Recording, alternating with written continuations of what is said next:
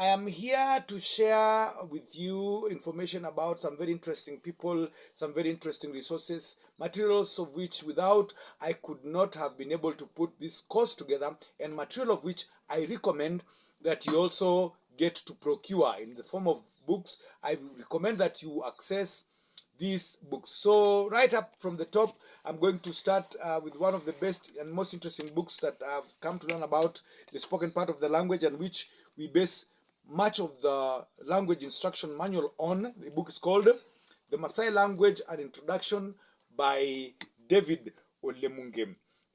This book, which is now in the latest print, talks about the Masai language. He talks about the spoken aspects of the language. And like I tell you, I recommend that you get this book. It will help you understand the spoken part of the language, while as well giving you the aspect